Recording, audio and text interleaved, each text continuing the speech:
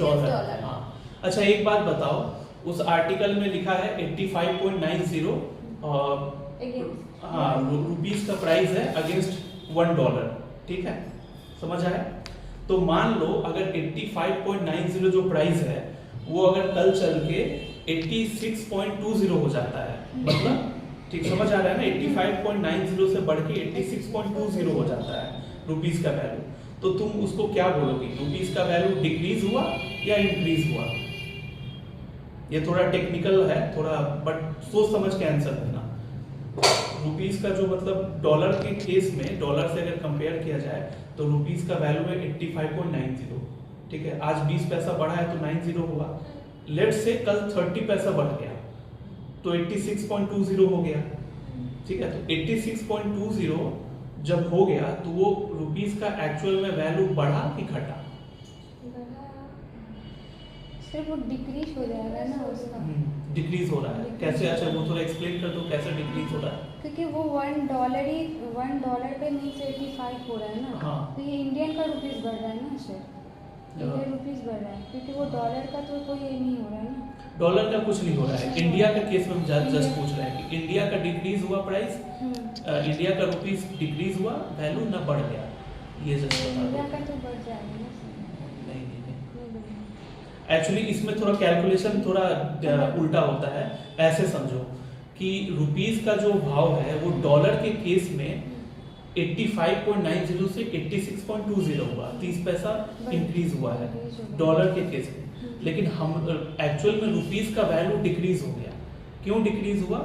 क्योंकि 85 रुपए 90 पैसे लग रहे थे कल $1, मतलब आज लग रहे थे $1 खरीदने के लिए, कल हमको ज्यादा पैसा पे करना पड़ रहा है ना, 86 रुपए 86.20 पे करना पड़ रहा है, तो हमारा तो लॉस हुआ, हमारा वैल्यू रुपीस का घट गया।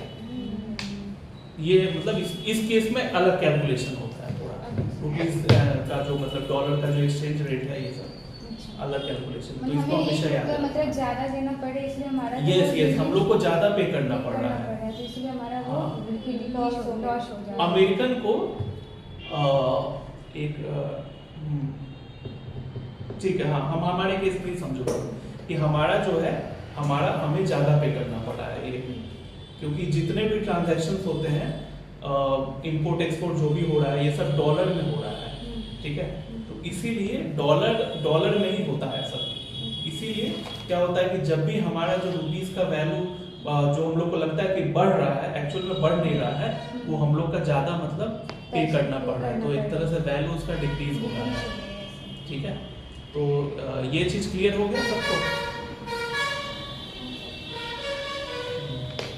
क्योंकि देखो एक्सचेंज डॉलर में होता है, इंपोर्ट एक्सपोर्ट का जितना भी सब एक्सचेंज हो रहा है कंट्री के बीच सारे ट्रांजैक्शंस डॉलर में होते हैं, तो डॉलर के कंपैरिजन में हमारा प्राइस तो घट गया ना, ये बात हो रहा है।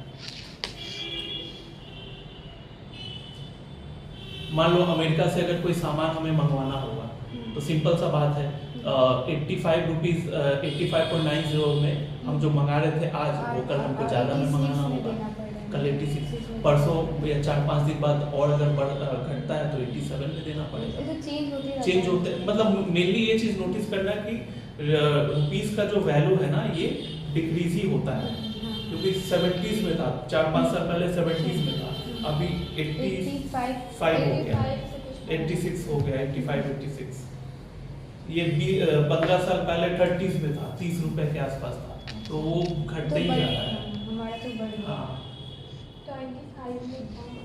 हाँ वो बहुत पहले 20-25 साल पहले, ठीक है, तो ये चीज क्लियर हो गया तुम्हारे में, और तो कोई पॉइंट हमने नहीं लिखा, ओके हाँ।